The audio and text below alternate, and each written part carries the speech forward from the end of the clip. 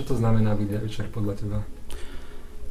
Takto tento termín ľavičiar, prípadne privlastok ľavicový, je to termín, ktorý v poslednom období na Slovensku, aspoň za posledných 10 rokov, veľmi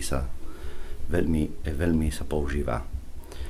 V skutočnosti mnohé osobnosti o seba tvrdia, že sú ľavičiari, či hnutia aj politickej strany, pretože je to jednoduchšie povedať, že som ľavičiar, ako povedať, že mám socialistické myslenie, alebo nebodaj Bože by povedal, že som komunista. Dokonca používajú ďalší termín, že ja mám sociálne cítenie.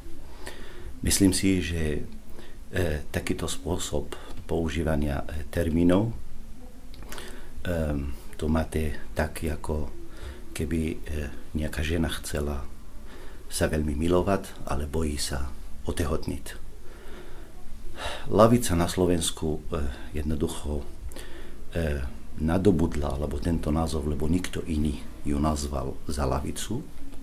Táto strana je lavicová, onaká je pravicová, ale v skutočnosti nemáme kritérium, na základe ktorého vieme povedať, že táto osobnosť, alebo toto hnutie, alebo táto politická strana je lavicová, alebo nie.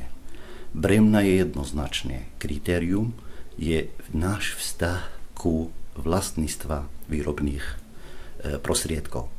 A aby som komplikovano nerozprával, náš postoj z úlohu štátu. Aká je úloha štátu? V mojom programe to naznačuje, do akej miery som ľavicový či pravicový. To znamená, ak si myslím, že úloha štátu v spoločnosti je len ako správca dane, tak som totálne pravicový. A ak si myslím, že tento štát by mal zabezpečiť pre svojich vlastných občanov bezplatné zdravotníctvo, bezplatné školstvo na základe toho, že produkuje, to znamená, je vo vlastníctve štátu určité podniky, tak potom hovoríme o lavicovom. Ale v každom prípade nerad používam tento termín, nerad hovorím o sebe, že som lavicový politik alebo lavicová osobnosť. Rád menujem veci pravým menom, že som komunistická osoba a s komunistickým zmyšľaním. A aká je situácia na ľavom spektre dnes? Tak ak máte na mysli Slovensku, tak musím povedať, že mnohé politické strany, mnohé hnutie a mnohé osobnosti, o ktorom sa rozpráva, že sú ľavicové, alebo hlásia sa k lavici, ovšem nie je homogénna. Neexistuje žiadna kooperácia medzi jednotlivými osobnostami a jednotlivými politickými stranami. Dokonca ani neexistuje niečo takého, že by predstavitelia jednotlivých strán alebo osobnosti, že by si sporadicky sa stretávali. Uvediem príklad. V roku 2002, keď komunistická strana Slovenska sa dostala do parlamentu, sa stretli v jednej televíznej relácii, kde predstaviteľ KDH povedal, že budeme strpieť komunistov v parlamente 4 roky. A pamätám na vtedajšieho Roberta Fica, ktorý povedal na otázku, či budete spolupracovať s komunistami, že či nežartujete, pani redaktorka. A mal pravdu, pretože ko určitej koordinácii medzi jednotlivými politickými stranami na ľavom spektre v slovenskej politiky neexistuje žiadna kooperácia.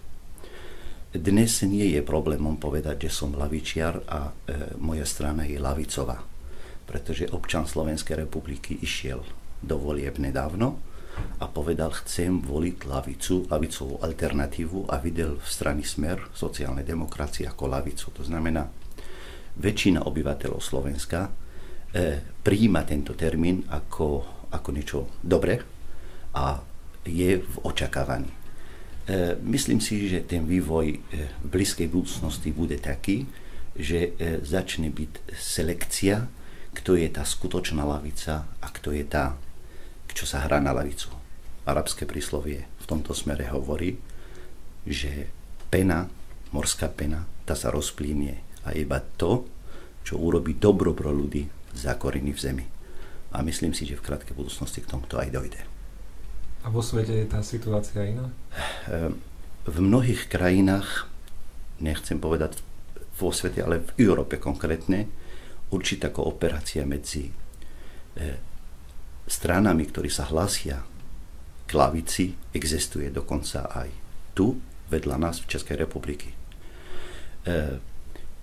Bez tejto kooperácie nie je možné nájsť určitý, by som povedal, konsenzus, na ktorom by sa dalo dohodnúť. Faktom je, tie rozdiely medzi jednotlivými stranami sú obrovské, ale je nevyhnutné diskutovať o tom. A ako vidíš perspektívu uplatňovania ľavicových ideálov do budúcna teda?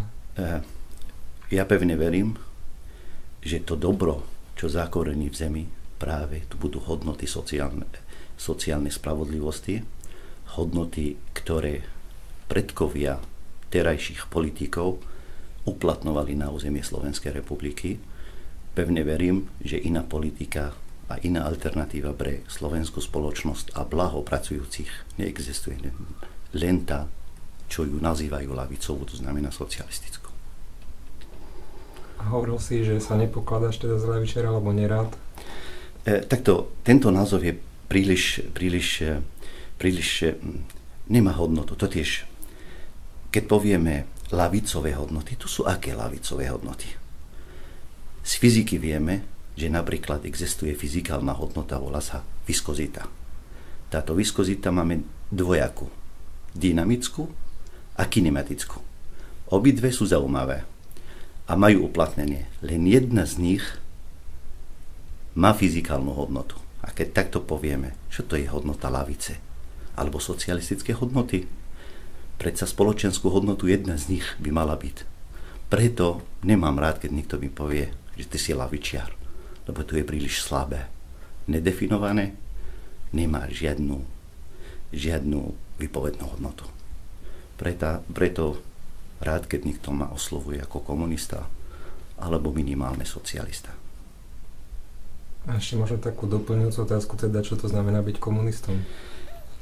To znamená byť ten, ktorý odmieta systém, ktorý panuje dnes na svete a v Slovenskej republiky, ktorý hovorí, že kapitalizmus nie je koniec dejín, iná alternatíva je možná a tá alternatíva je práve socializmus. To znamená byť komunistom, byť antikapitalista. Toto je komunista.